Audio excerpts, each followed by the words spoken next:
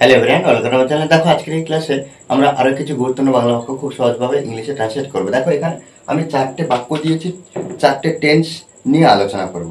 Just চারটে বাক্যের মাধ্যমে আমরা চারটে টেন্স নিয়ে আলোচনা করব। প্রত্যেকটা বাক্যের উপরে আমরা হাজার হাজার বাংলা বাক্য থেকে ইংলিশে তৈরি করতে পারবো। দেখো ইংলিশে আমরা যদি টেন্স যদি না জানি তাহলে কি কোনোভাবে আমরা ইংরেজিতে বাক্য তৈরি করা, নিজে থেকে লিখতে পারা, নিজে থেকে বলতে পারা, এগুলো কিন্তু কিছুই পারবো না। একটা মানুষের হৃৎপিণ্ড হলো প্রধান। হৃৎপিণ্ড না থাকলে মানুষ বাঁচতে পারবে না। অন্যান্য যদি কোনো সমস্যা থাকে তবু মানুষ জীবনযাপন করতে পারে, কিন্তু মানুষের হৃৎপিণ্ড ছাড়া মানুষ বাঁচতে পারবে না। ঠিক তেমনিভাবে এখানে ইংলিশ ল্যাঙ্গুয়েজের ক্ষেত্রে ইংলিশের হৃৎপিণ্ড হলো টেন্স।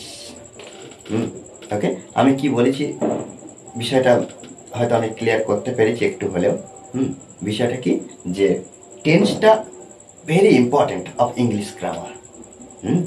টেন্সটা আমাদের খুব ভালোভাবে শিখতে হবে। তাই ওকে, দেখো আমি কাজটি করি, আমি কাজটি করতেছি বা করিতেছি, আমি কাজটি করেছি বা করিয়াছি, আমি কিছুদিন যাবৎ কাজটি করতেছি বা করিতেছি।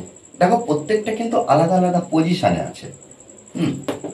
যেহেতু এখানে দেওয়া আছে আমি কাজটি করি, করতেছি, করিয়েছি, করেছি বা করিয়াছি, এইগুলো সব কিন্তু কোন টেন্সে দেওয়া আছে? প্রেজেন্ট টেন্সে। আমরা টেন্সের বিষয়গুলো আমরা জানি প্রেজেন্ট টেন্সে। প্রেজেন্ট টেন্সে এইগুলো সব দেওয়া আছে। প্রেজেন্ট টেন্স অর্থাৎ এক একটা টেন্সকে আমরা ক ভাগে ভাগ করি? চার ভাগে ভাগ করে যাই। Present indefinite, present continuous, present perfect, present perfect continuous. অর্থাৎ প্রত্যেকটা টেন্সের চারটে ভাগ করা যায়। প্রেজেন্টের ঘরে চারটে, পাস্টের ঘরে চারটে, আর ফিউচারের ঘরে চারটে, টোটাল 12টা। আজকে জাস্ট চারটে নিয়ে আলোচনা করবো।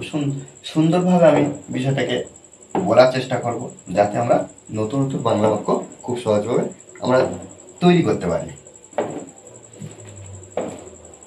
দেখো আমি কাজটি করি, যদি বর্তমানকালে কোনো কাজ যদি সাধারণভাবে আমি কাজটি করি, পাখি আকাশে ওড়ে, তারা ভাত খায়, তারা ঘুমায়, তারা খেলে, তারা বই পড়ে, এই ধরনের বাক্য যখন আসবো দেখবো আমরা তখন কি করবো না প্রেজেন্ট ইনডেফিনিট টেন্স নিয়ে কথা বলবো। প্রেজেন্ট ইনডেফিনিট, তখন বাক্যের গঠন কি হবে? আমরা প্রত্যেকবারে সাবজেক্ট বসাবো, তারপরে ভার্ব। ভার্ব কিন্তু ওয়ান, অর্থাৎ কি ভার্বের প্রেজেন্ট ফর্ম, মূল ভার্বটা, বেস ফর্ম যেটা বলি, মূল ভার্ব। তারপরে এস বা ইএস যুক্ত করব। প্রত্যেকবারে নয় কিন্তু, সাবজেক্ট অনুযায়ী। সাবজেক্ট যদি থার্ড পারসন সিঙ্গুলার নাম্বার হয়, সাবজেক্ট যদি থার্ড পারসন সিঙ্গুলার নাম্বার হয় তবে কিন্তু সাবজেক্টের পরে যে ভার্বটা বসবে সেই ভার্বের শেষে এস বা ইএস আমরা বসাবো, নচেত না। তারপরে অবজেক্ট বা আদার্স ওয়ার্ড বা অন্যান্য যদি কোনো শব্দ থাকে আমরা বসাবো। এইভাবে কিন্তু আমরা প্রত্যেকবারে কি করব না প্রেজেন্ট ইনডেফিনিট টেন্সের ক্ষেত্রে এই গঠনটা আমরা করব।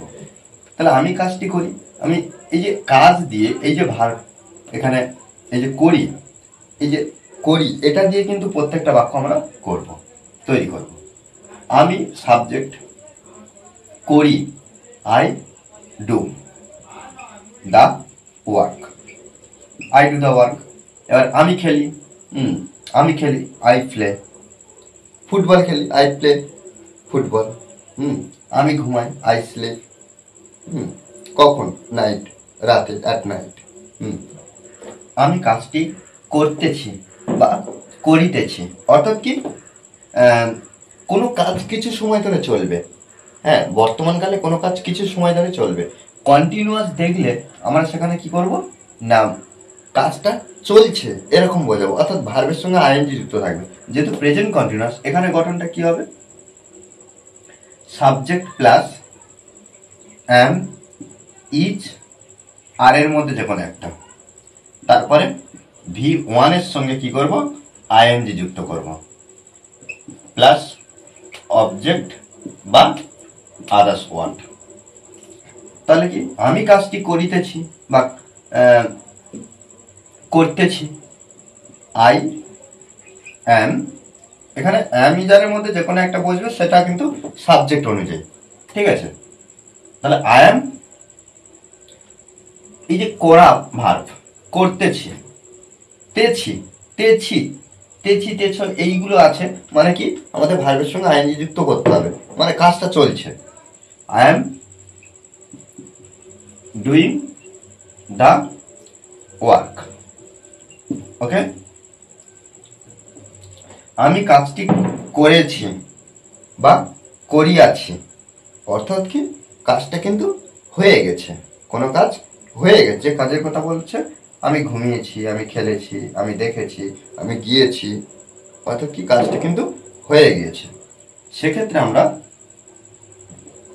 প্রেজেন্ট পারফেক্ট টেন্স দেখব।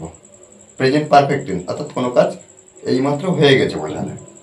তাহলে এখানে সাবজেক্ট, তারপরে হ্যাভ, হ্যাজের মধ্যে যে কোনো একটা, তারপরে কি হবে, যে ভার্বটা হবে সেই ভার্বের থ্রি বসাবো, অর্থাৎ past participle of the main verb, V3, plus object বা OTH, আদার্স। তাহলে আমি আই এর পরে হ্যাভ বসে, তাহলে আই হ্যাভ, আর ডু, ডিড, ডান।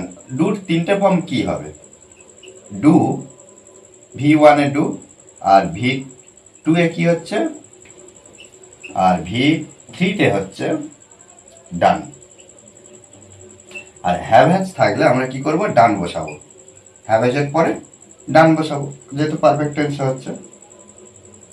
ডান কি, দা ওয়ার্ক, ওকে। আমি কিছুদিন যাবৎ কাজটি করিতেছি, এখানে এই যে আমি কিছুদিন যাবৎ কাজটি করিতেছি, অর্থাৎ কোনো কাজ অনেক আগে থেকে শুরু হয়ে এখনো চলছে। এই টেন্সের আমরা সংজ্ঞাটা কিভাবে বুঝবো, না এটা প্রেজেন্ট পারফেক্ট কন্টিনিউয়াস টেন্স, তাহলে কি কোনো কাজ আগে থেকে শুরু হয়ে এখনো চলছে। এর গঠনটা কি হচ্ছে, প্রথমে আমরা কি করব, সাবজেক্ট বসাবো, তারপরে হ্যাভ বা হ্যাজের মধ্যে যে কোনো একটা আনবো, ওর সঙ্গে আমরা বিন যুক্ত করব। আর যেহেতু পারফেক্ট কন্টিনিউয়াস আছে, ওর জন্য আমরা ভার্বের সঙ্গে আইএনজি যুক্ত করছি, প্লাস অবজেক্ট বা আদার্স, ওকে। তাহলে এবার কি করছি না, প্রথমে আমরা সাবজেক্ট বসাবো, আই হ্যাভ, আয়ের পরে হ্যাভ বসে আমরা জানি, তাহলে আই হ্যাভ বিন ডুইং, মানে কি আমি করিতেছি কি কাজটি, দা ওয়ার্ক, দা ওয়ার্ক। তাহলে I have been doing the work, আমি কাজটি করিতেছি, I have been doing the work, আমি কাজটি করিতেছি। এই যে কিছুদিন যাবত, কিন্তু এখানে আমাদের নির্দিষ্ট করে বলে দেয়নি যে কতদিন ধরে। যখন নির্দিষ্ট করে বলে দেবে তখন কিন্তু আলাদা বিষয়। এখানে যেহেতু কিছুদিন যাবত, আমরা ফর ব্যবহার করব, ফর কিছুদিন, ফিউ এখানে দিন, ফিউ ডেজ, এস। তাহলে কি I have been doing the work for few days. এইভাবে কিন্তু আমাদের প্রত্যেকটা বাক্য ট্রান্সলেট করতে হবে, আমাদের কিন্তু প্রত্যেকটা পজিশন বুঝতে হবে, বুঝে ট্রান্সলেট করতে হবে। এখানে এক একটা বাক্য থেকে আমরা প্রচুর বাক্য তৈরি করতে পারবো, শুধুমাত্র মনে রাখতে হবে অনবরত প্র্যাকটিস করতে হবে, ওকে। প্র্যাকটিসের বিকল্পে কিছু নেই, ওকে। আর এই ক্লাস যদি ভালো লাগে অবশ্যই লাইক, কমেন্ট, শেয়ার, আর যারা এখনো পর্যন্ত এই চ্যানেলটি সাবস্ক্রাইব করেননি তারা অবশ্যই চ্যানেলটি সাবস্ক্রাইব করে পাশে থাকবেন, okay. Thanks for watching this video.